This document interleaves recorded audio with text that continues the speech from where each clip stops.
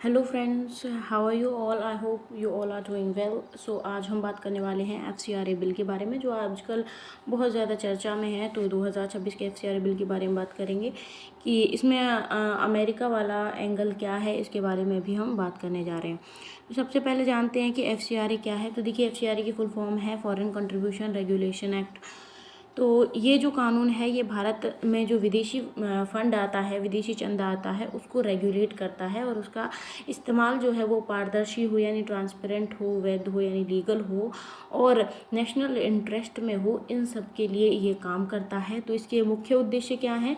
तो विदेशी फंडिंग के जो स्रोत हैं और जो उसका यूज़ है, उस पर पूरा कंट्रोल होना चाहिए और पारदर्शिता और जवाबदेही सुनिश्चित करता है, यानी कि ट्रांसपेरेंसी एंड अकाउंटेबिलिटी को सुनिश्चित करता है। नेशनल सिक्योरिटी, सॉवरेनिटी और इंटीग्रिटी की रक्षा करता है। एनजीओज और संस्थाओं के द्वारा जो फंड है उसका सही इस्तेमाल हो, इसको सुनिश्चित करता है। तो जो ये एफसीआरए है, इसका उद्देश्य होता है कि किसी भी तरीके की अवैध, गलत या देश विरोधी गतिविधियों में फॉरेन फंड का इस्तेमाल ना हो। ठीक है।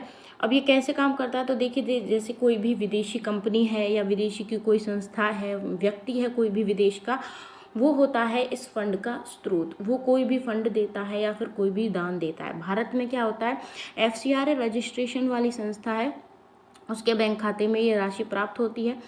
निर्धारित उद्देश्यों के लिए इस फंड का उपयोग होता है कि जैसे किसी वेलफेयर स्कीम के लिए, किसी लोक कल्याण के कार्य के लिए ये भेजा जा रहा है, शिक्षा के उद्देश्य से, स्वास्थ्य के उद्देश्य से भेजा जा रहा है, तो उसके लिए इसका उपयोग किया जाता है। सरकार या गृह मंत्रालय द्वारा फिर इसकी निगरानी और ऑडिट किया जाता है। ये होता है एफसीआरए। अब एफसीआरए जो है, ये है तो ऐसा तो है नहीं कि ये 2026 से ही लागू हो रहा है। पहले भी एफसीआरए जो है वो उसका सिलसिला शुरू होता है 1976 से, जब इंदिरा गांधी की सरकार थी देश में। तो तब एफसीआरए अधिनियम 1976 लाया जाता है, जो कि विदेशी चंदे को नियमित करने के लिए और राष्ट्रहित में पारदर्शिता को सुनिश्चित करने के लिए कानून बनाया जाता है।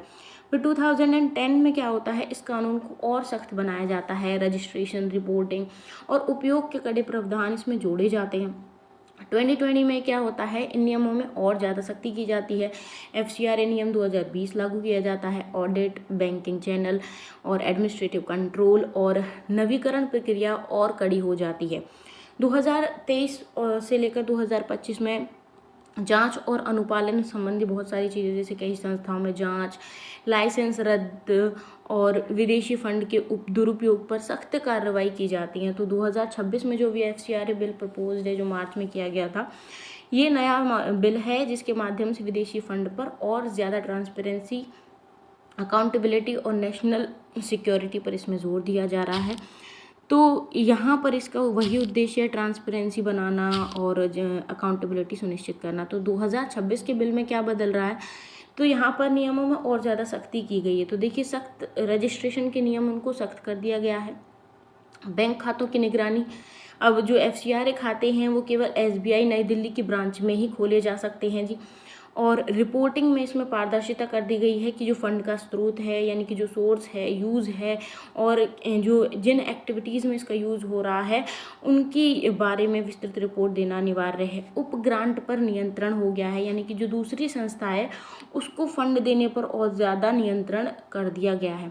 उल्लंघन पर कड़ी कार्रवाई, जैसे कि आपने एफसीआरए जो कानून है, इसके तहत अगर आपने क्या किया, इस नियम का उल्लंघन किया है, तो आपके पास कड़ी कार्रवाई हो सकती है। यानी कि जैसे कि संपत्ति को सरकार अपने कंट्रोल में ले सकती है जब तक आप रिन्यूअल नहीं करवाते हैं इस तरीके से, और आपको बताना पड़ेगा कि आपने इसको बेसिकली कहाँ पर यूज़ किया है, तो इसका सही उपयोग हुआ है या फिर नहीं। और डिजिटल मॉनिटरिंग जो है, उस पर भी सरकार बहुत ज़्यादा ध्यान दे रही है।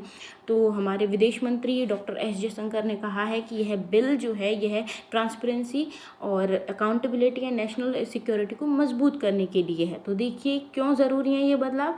तो देखिए, फॉरेन फंडिंग जो है ना, उसको इस्तेमाल कई बार क्या होता है, देश विरोधी गतिविधियों में होता है।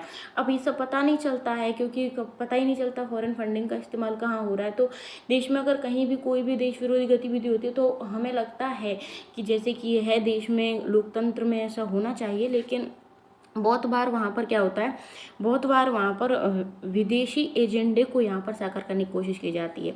नेशनल सिक्योरिटी के लिए भी ये अच्छा है, क्योंकि देखिए चाइना, पाकिस्तान ये हमारे पड़ोसी, और यहाँ से भी फंडिंग की जा सकती है। पारदर्शिता को और जवाबदेही को सुनिश्चित किया जाता है। भारत की छवि और हितों को भी इसमें ध्यान दिया जा रहा है।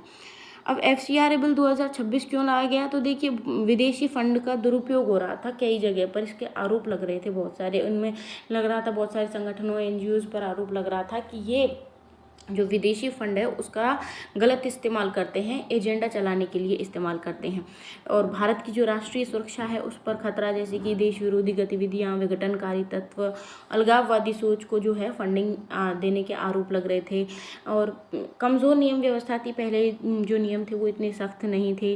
वैश्विक मानकों के ये अनुरूप बनाया जा रहा है, तो भारत में भी सख्ती ज़रूरी है। दुनिया भर में बहुत सारे देश जो हैं वो फॉरेन फंडिंग के लिए कड़े नियम बना रहे हैं, तो भारत में भी ये नियम ज़रूरी है। तो सरकार के उद्देश्य वही हैं जो मैंने आपको बताया, कि जो पारदर्शी, जवाबदेही सुनिश्चित करना और ये सब चीज़ें। तो देखिए आगे हम बात करने वाले हैं कि ये जो 2020 का अमेंडमेंट था उसमें क्या बदला था। तो देखिए उसमें रजिस्ट्रेशन की अवधि, FCRA खाते के लिए एडमिन खर्च और कड़ी निगरानी और जवाबदेही के प्रावधान इसमें किए गए थे। अब जो अमेरिका के जो एक कांग्रेसमैन हैं जिनका नाम है रिले मूर, उन्होंने कहा था कि ये चर्च और धार्मिक संस्थाओं को लेकर इसमें चिंता का विषय है और इससे भारत और अमेरिका के संबंध बिगड़ सकते हैं। देखिए पहली बात तो अमेरिका जो है उसको कोई अधिकार नहीं है भारत की सॉवरेनिटी के मामले में। ये भारत की संसद में पारित होने वाला कानून है, इसके बारे में बोलने का अमेरिका को कोई अधिकार नहीं है। तो ऐसा ही जवाब भारत ने दिया है कि ये भारत का आंतरिक मामला है और उसमें अमेरिका को बीच में नहीं कूदना चाहिए। और रही बात चर्चों की, तो इसमें इस तरीके से कोई बात नहीं की गई है कि ये चर्चों के विरोध में है। तो उनका ये जो बयान है, आपने देखा होगा कि ट्रम्प एडमिनिस्ट्रेशन में ये जो क्रिश्चियनिटी उसको लेकर बहुत ज़्यादा मतलब ध्यान देते हैं इस तरफ। तो देखिए इसमें 20,000 से भी ज़्यादा पंजीकृत संगठन हैं और 2023-24 में 22,516 करोड़ की जो है यहाँ पर धनराशि प्राप्त हुई है। तो इनका प्रयोग काम किया जा रहा है, ये सभी पता नहीं चल रहा है लगातार इस फॉरेन फंडिंग के बढ़ने के पीछे क्या बात है, इन सब चीज़ों को भी देखा जा रहा है। तो इन सब की वीडियो पसंद आई हो तो लाइक करें, शेयर करें, सब्सक्राइब करें और